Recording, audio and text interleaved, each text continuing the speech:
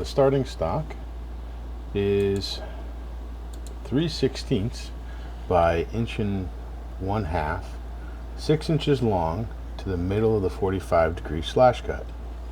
The slash cut makes it easier to draw a point. This thin stock tends to buckle quite a bit, so I tend to put a point on it already. I'm going to take a heat, and the first heat I'm going to use to push back that top corner and start to elongate that point. I'm going to make a taper that goes back to there's only about 3 inches of the parent stock.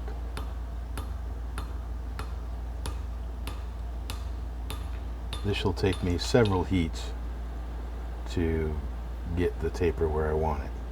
I'm only going to work from the very high heat down to a fairly high heat.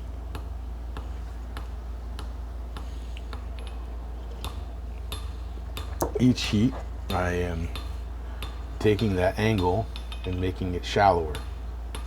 Rather than trying to push meat from the back of the angle forward, I'm just trying to change the angle. That way I can control the shape of the taper quite a bit more accurately. If I want to do a narrow pointed chest knife like a French pattern, it'll be very linear taper, almost straight. If I want to do a knife like a German pattern chest knife with a broader point, I would make a more ellipsing taper, something with a little bit more meat toward the middle of the taper, but still tapering overall.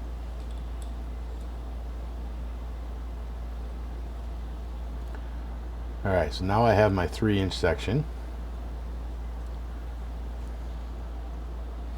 I am going to begin bringing that back just a little bit more, evening it up. And then I want to even the thicknesses up. That will be the next thing.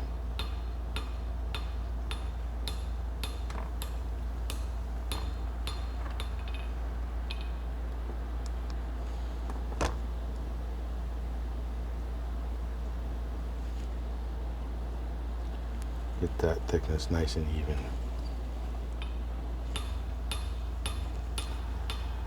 Alright, now the thicknesses are all even, I will start to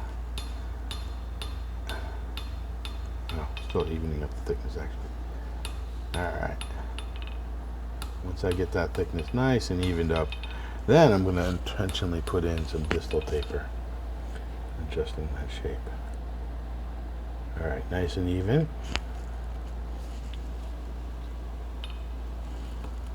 Alright, so now I'm going to start by putting a very abrupt point on the tip and then taper down to that abrupt point. I'm thinning the stock down to the final thickness of the point, which is about a 32nd of an inch. And then I'm going to taper the bar down to that point, working in sections that overlap all the way back out to the point. I'm flipping the bar up over onto the other side so that if my hammer angle is slightly off, I'm centering the blows rather than canting everything to one side. Once I have that tapered all the way back to the break in the angle, so I'm tapering the whole volume of the stock out to that point, then I will turn it around and start setting the tang in. It's really the important thing in forging these is you want to make sure that you're controlling where the volume of the material is. That means that you need to remove or push all that volume out to the tips very early on in the process. If you try to do it late in the process, what ends up happening is things fold up and fight you because they're just too thin to really do effective forging. So to do that, you need to push the stuff out early like I'm doing here. By making these two tapers, I'm controlling a lot of that volume. None of it's going to be out near the tip, but I've elongated everything out to the length of the knife and set the volumes where they basically need to be. Turning around, now I'm going to set the shoulder next.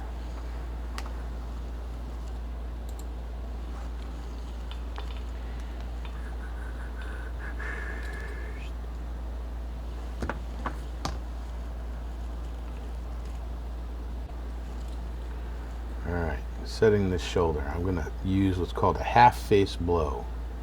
When my blow is going to be half onto that anvil and half off, I'm basically aiming at the edge of the anvil, and I'm putting that shoulder onto the long side of the piece not the taper, the type side that's tapering down. I'm not making the shape of a knife yet. I've put about an inch onto the anvil. That little inch of stock will be plenty for my tang and for my ricasso as such. I'm going to forge that section down till it's about 3/16 by 1 inch wide and probably 1.25 inches or so long. About like that. 1 inch by, maybe 1 inch long. So next step I'm going to do is to just even up some stuff, and I want to put some marks on the anvil. I'm going to pull the heel out, so I want to be the heel between 2 and 2.5 inches. So I'll put those marks in a line, 2 and 2.5.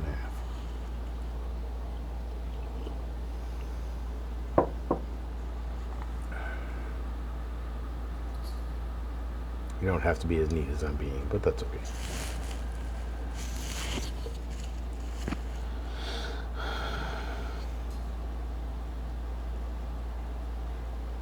I'm going to start to pull between 2 and 2.5, and I really want to start pulling this out with the cross peen. That key to this is to hit so that the cross peen side to side is flat to the anvil face. You want to also make sure that you're not hitting all in the middle. You'll notice I'm moving the blows. I'm starting at the edge, moving to the middle, and then moving back to the edge. Then moving back to the middle and all the way up to the spine. The idea is to start inducing a bit of a taper, but most of that, or almost all of that material, is going to go to width rather than to width and length. I'm already past 2 inches. I want to see if I can get a little more, so I'm going to take another heat. I'm going to pull that out some more. Get it as far out as I can get it without being a little too thin. And really, I want the edge to be down near 32nd, and I want the spine at, maybe 1/8 of an inch. So there's quite a bit of material I can move. You see I'm almost at 2 1/4 there. And these heats are short because it's so thin and so much of it is in contact with the surface of the anvil. So now, just to see where I am, I'm going to flatten all those hammer marks off, because the first run with the hammer tends to flatten all those marks, and then you tend to act like you're still using the cross peen a little bit. So I'm pretty well at 2 inches, 2.5 inches, so I think I'm stopping there. Yeah. Now I'm going to start using the cross peen to blend the section right in front of that. And you see how I'm using a radial blow pattern, where I'm starting near this parallel with the spine, and I'm ending parallel to the edge. If I don't do that, I'll pull a little lip out. It'll be hard to blend out. Yeah, we're nice and 2.5.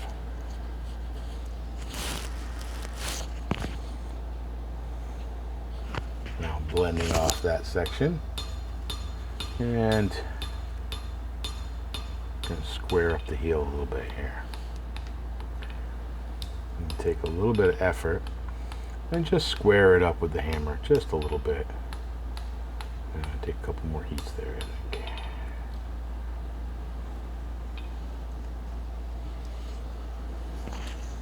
Just tapping fairly light blows with a heavy hammer will still do quite a bit of work, because that hammer's mass doesn't want to stop in space. So you can still do a good job to upset that back of that, square it up, even without swinging from the stars. And you could go back and square that all the way up. I don't generally bother. I tend to get it pretty good and then do the rest in grinding. As much as I always say I like grinding and I hate forging, or I like forging and I hate grinding, there are limits. Alright, it's starting to get a little bit hard to hold on to here. So pretty soon I'm going to want to turn that around so I can get a better hold on it. Probably after my next heat or so. I'm going to start pulling that next middle section out with the cross peen. There we go. Again with the radial blow, parallel to the edge, and then move parallel to the spine. Make sure you're brushing that scale off that anvil. You don't want to drive that scale into the work. When forging this thin, it's very easy to get some scale pockets that are so thick that you can't grind them out later. So now here you can see I'm forging with the flat of the hammer and just taking off all those hammer mark ridges from the crossbeam. Square up that section a little bit.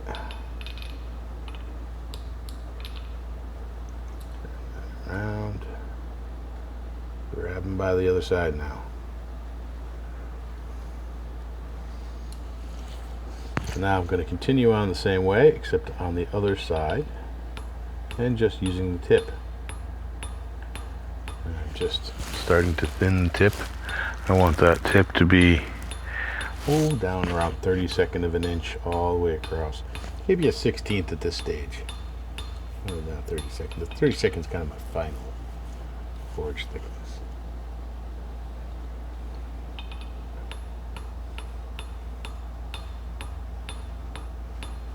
You can see I'm doing a little bit more work near the edge and then a little less work near the spine.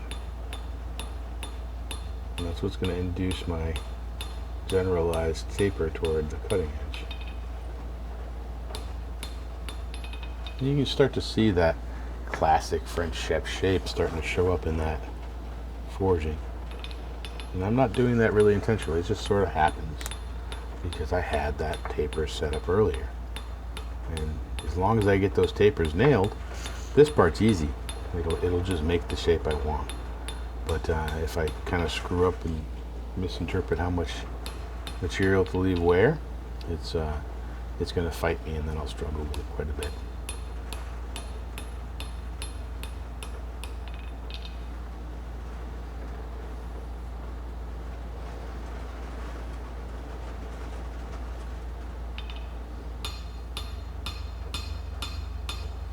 Alright, I'm trying to just flatten off all my angles and get everything nice and evened up.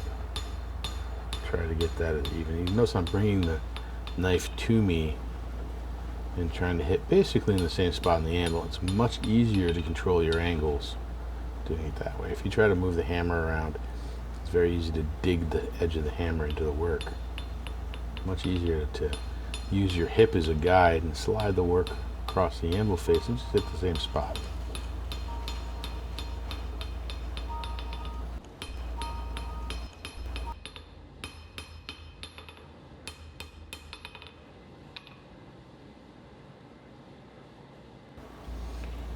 Alright, I'm just continuing to forge this flat and try to adjust the shape a little bit via what side of this I'm striking on. If I work the same angle but near the edge, my point will rise a little bit. If I work down the middle, the whole blade will broaden, but my point and spine will stay about the same. If I work up near the spine at the same angle, I can kind of push that point down a little bit and adjust my curvature. It's not an angle change, it's just where I'm striking on the piece. And right now I'm just trying to get everything evened up as far as thickness and shape, as well as I can. You see I've turned it around, just adjusting near the heel again. And now I'll start to forge the tang out.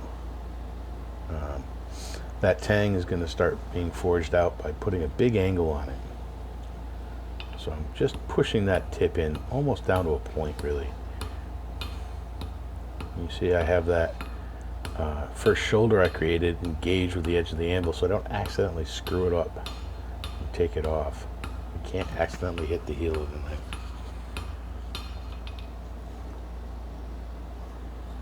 I'm just going to continue to draw that tang out a little bit more.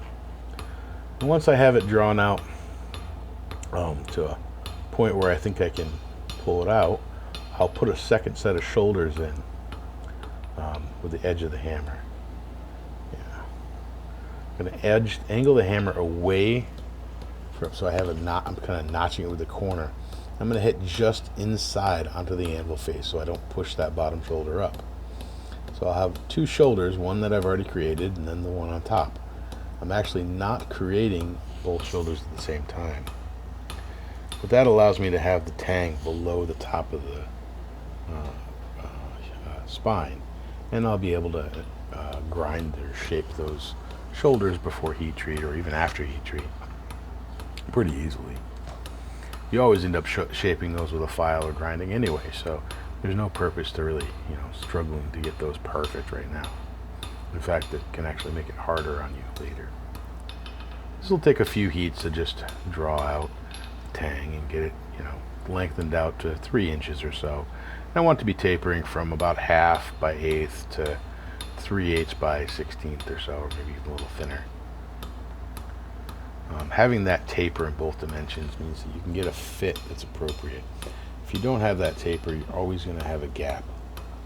Even if it's perfectly parallel, the likelihood is you're going to end up trying to force it in, and it's going to wedge open the material as soon as you put glue in it.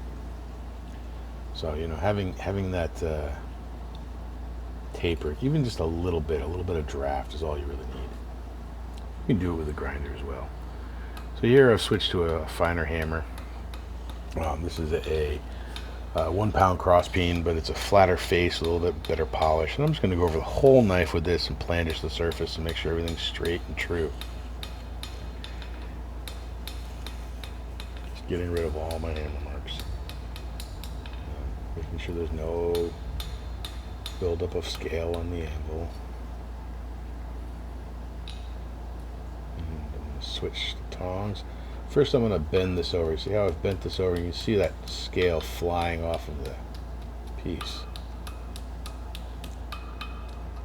Yes, there we go. Now, that's a trick I picked up from Nick Rossi. It's a good trick. Works a little bit like the water forging you see the Japanese smiths do. But not as loud. So once I have this all kind of smoothed out, and you see I've switched tongs here to a pair of tongs that fit the tang a little better.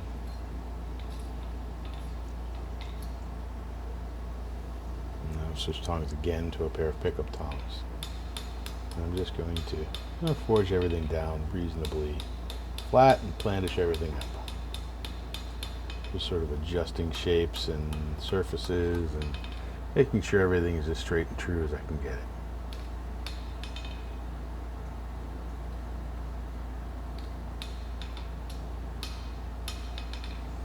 And I'm working down in the dull reds. There is still color on this. It looks a little duller than it is. As long as I can see color, I'll straighten.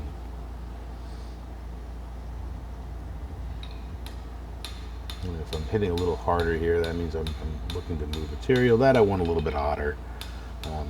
Generally, the more you're trying to move the material, the hotter it wants to be.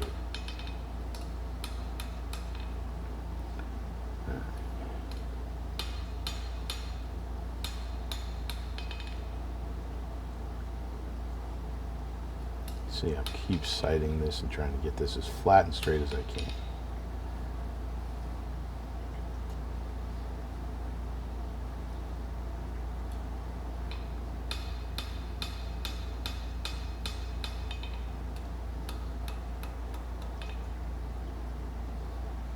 Just continuously adjusting it, refining back to that ideal I have in mind. I'm going to plandish the whole surface, make sure everything's flat and true as I can get it. Straight. And then before heat treat, what I'm going to do is I'm going to profile grind the whole knife. It'll be ready for heat treat.